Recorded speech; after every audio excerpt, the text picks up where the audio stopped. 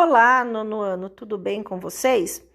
Na nossa aula anterior de História, nós demos início ao cronograma 1 do quarto bimestre e nós começamos a conversar sobre alguns presidentes que governaram o Brasil no período de 1945 a 1964. Então, nós conversamos sobre o governo do presidente Eurico Gaspar Dutra, conversamos sobre o governo do Getúlio Vargas e sobre o governo do presidente Juscelino Kubitschek.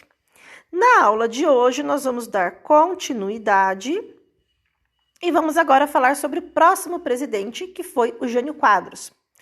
O Jânio Quadros, pessoal, ele fez uma campanha que ficou muito popular porque ele tinha um slogan que ele dizia que iria varrer a corrupção do país, porque haviam muitos escândalos, muitas denúncias de corrupção dos governos anteriores, principalmente do Juscelino Kubitschek.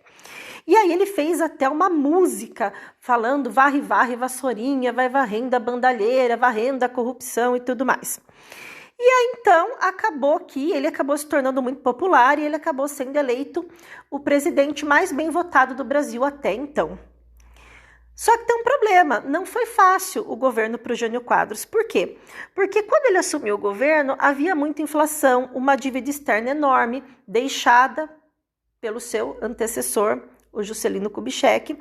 E aí, para tentar lidar com essa situação, né, o custo de vida muito alto, a inflação muito alta, muitas dívidas, ele acabou tendo que adotar algumas medidas que desagradaram muita gente.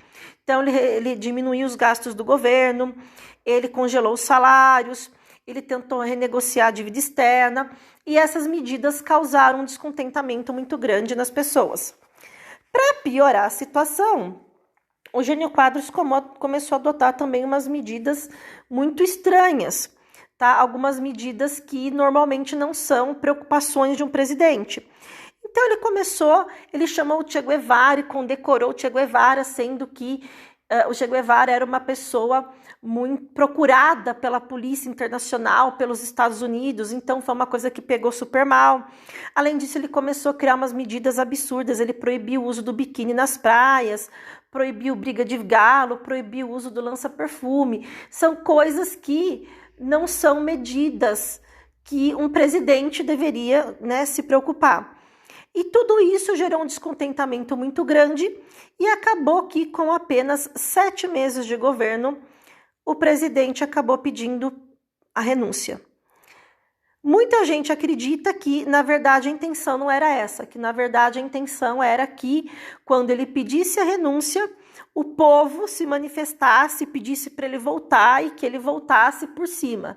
Mas não foi o que aconteceu. O pedido foi aceito e ele acabou deixando o cargo com apenas 7 meses de governo, pessoal.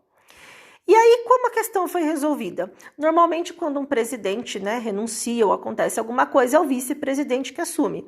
O vice-presidente do Jânio Quadros era o João Goulart. Só que o João Goulart estava na China quando isso aconteceu. Então, começou uma movimentação para que ele não assumisse.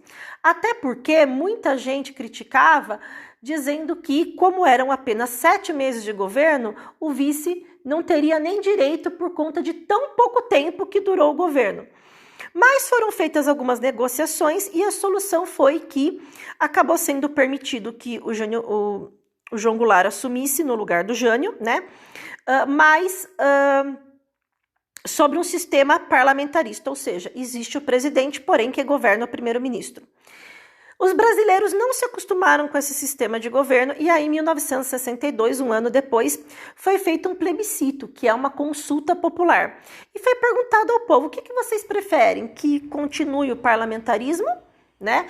Ou que volte o presidencialismo? E o povo decidiu a volta do presidencialismo e foi só assim que o João Goulart conseguiu realmente assumir o governo.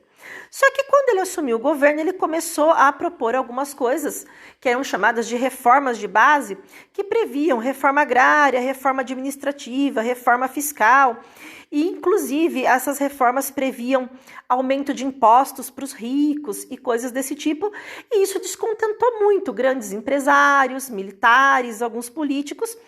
E aí, então, o que aconteceu foi que houve uma movimentação, um planejamento, e no dia 31 de março de 1964, os militares deram o golpe que retirou João Goulart do poder, tá? Ele foi retirado do poder teve que se exilar, teve que sair do Brasil, e a partir desse momento, os militares assumiram o poder em 1964, dando início ao governo militar no Brasil.